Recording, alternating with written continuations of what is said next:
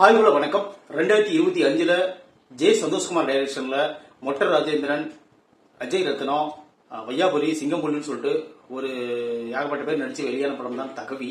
இந்த படத்தோட ஸ்டோரி பத்தி பாக்கிறதுக்கு முன்னாடி நம்ம சேனலை சப்ஸ்கிரைப் பண்ணி வச்சுக்கோங்க. அப்பதான் நான் போடுற வீடியோ உங்களுக்கு வந்து கிடைக்கும். தகவி இது தகவி அப்படின்னு பேரை கேட்ட உடனே ஏதோ வித்தியாசமான பேரா இருக்கே அப்படின்னு சொல்லிட்டு நினைக்க வேண்டாம். தகவிங்கிறது முப்படை சேர்ந்த முதல் எழுத்து தான் தகவி. அதாவது தரைப்படை, கப்பல் படை, விமானப்படை இந்த மூணுலையும் முதல் எழுத்து எடுத்து தகவி அப்படின்னு இந்த படத்துக்கு பேர் வச்சுக்கிறாங்க. அது பாராட்ட வேண்டிய விஷயம் தான். இந்த படத்தோட கதை பத்தி பாக்கிறதுக்கு முன்னாடி நம்ம சேனலை சப்ஸ்கிரைப் பண்ணி வச்சுக்கோங்க. தகவி இந்த படத்தோட கதை என்னன்னு பாத்தீங்கன்னா, ஒரு பள்ளிக்கூடம், அந்த பள்ளிக்கூடத்துல படிக்கக்கூடிய சில மாணவ மாணவிகள், அங்க ஆசிரியரா வேலை பார்க்கக்கூடிய மொட்டர் ராஜேந்திரன் அண்டு மேஜரா வரக்கூடிய மிலிட்டரியில இருந்து மேஜரா கோச்சிங் எடுத்துக்கக்கூடிய கேப்டனா இருக்கிறவர் அஜய் ரத்னம். அப்புறம் அந்த ஊர்ல ஒரு குடிச்சிட்டு நல்லா ஒரு கணக்கு மட்டுமே கேட்டுட்டு சுத்திட்டு இருக்கிற ஒரு சாதாரண ஒரு ஆசாமியா சிங்கம்புலி. அப்புறம் மகனை படிக்க வச்சுட்டு மகன் சொல் பேச்சு கேட்காம வேற ஒரு இயக்கத்துல சேர்ந்துடுறாரு, புரட்சி இயக்கத்துல. அதனால வருத்தப்படுற வையாபுரி கேரக்டர். இத்தனை கேரக்டருக்கும் நடுவில் இந்த படம் எப்படி இருக்குது அப்படின்னு சொல்லி பார்ப்போம்.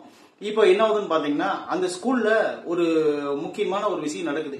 அது என்னன்னு பாத்தீங்கன்னா, மிலிட்டரிக்கு செலக்ட் ஆகணும், என்சிசி கேம்ப்ல சேரணும் அப்படின்னு சொல்லிட்டு மாணவ மாணவிகள் என்ன பண்றாங்கன்னு பாத்தீங்கன்னா, அந்த என்சிசி கேம்ப்ல சேரதுக்கு போறாங்க.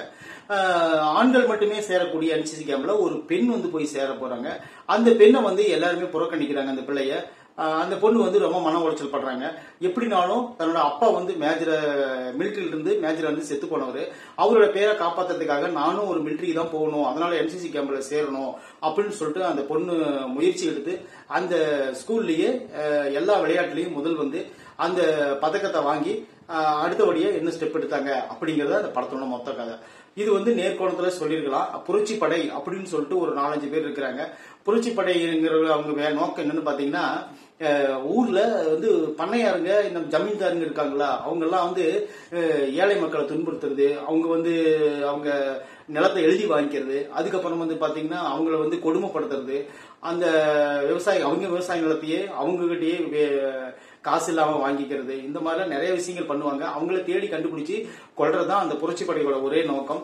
இப்ப என்ன பாத்தீங்கன்னா, ஒரு ட்ரெயின்ல ஒரு மந்திரி வராரு, ஊழல் செஞ்ச மந்திரி வராருன்னு தெரிஞ்சுக்கிட்டு அந்த ட்ரெயினை கவிழ்க்கிறதுக்கு ஒரு திட்டம் போடுவாங்க அந்த புரட்சி படை. அதுல இருந்து அந்த பொண்ணு அவங்களை காப்பாத்தும். அதனாலதான் அந்த பொண்ணுக்கு ஒரு நல்ல ஒரு மரியாதை கிடைக்கும் சமுதாயத்துல. இப்ப என்னதுன்னு பாத்தீங்கன்னா, இந்த கதையை நேரா சொல்லாம அங்க கொஞ்சம், இங்க கொஞ்சம், அப்படி கொஞ்சம், இப்படி கொஞ்சம் எடுத்து போட்டு நிறைய சீன்ல குழப்பி, தேவையான சீன்லாம் கட் பண்ணிட்டு தேவையில்லாத சீன்லாம் உள்ள புகுத்தி நிறைய விஷயங்களை மாற்றம் பண்ணதுனால இந்த படத்தை ஒரு 2 மணி நேரம் எடுத்திருக்காங்க. 2 மணி நேரத்துக்கு ஒருத்தன் படமான்னு கேட்டீங்கன்னா அந்த அளவுக்கு இந்த படத்துல ஒர்த்தே கிடையாது.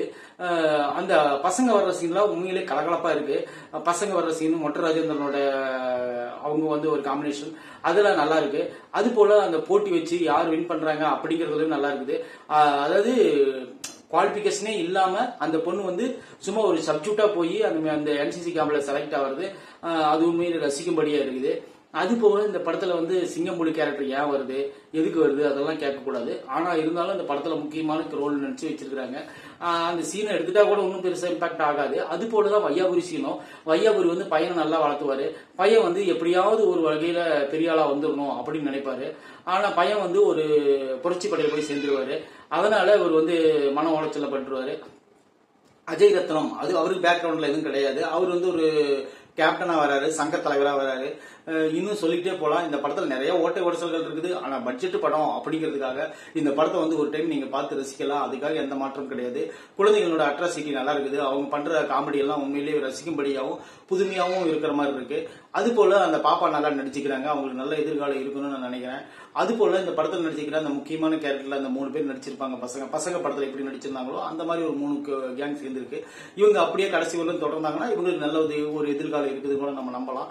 அது போலதான் இந்த படத்துல இருக்கிற எல்லாருமே நல்லா தான் நடிச்சிருக்கிறாங்க. இந்த தகவி உண்மையிலே ஒரு டைம் பார்த்து ரசிக்கலாம். மற்றபடி கதை அம்சம் வேணும்னு சொல்லி கேட்டீங்கன்னா அந்த அளவுக்கு அந்த படம் ஒர்த்து கிடையாது. ஏதோ புதுமுகங்கள் அப்படிங்கறதுனால நம்ம ஒரு டைம் இந்த படம் பார்த்து ரசிக்கலாம். அமேசான் பிரைம்ல இந்த படம் ரிலீஸ் ஆகிருக்குது. தேவையானவங்க இந்த படத்தை போய் நீங்க பார்த்து ரசிங்க. குழந்தைகளுக்கு மிகவும் பிடிச்ச படம் நான் நம்புறேன். இந்த விமர்சனம் பிடிச்சிருந்தா நம்ம சேனலை சப்ஸ்கிரைப் பண்ணி வச்சுக்கோங்க. நான் போடுற வீடியோ உங்களுக்கு கிடைக்கும்.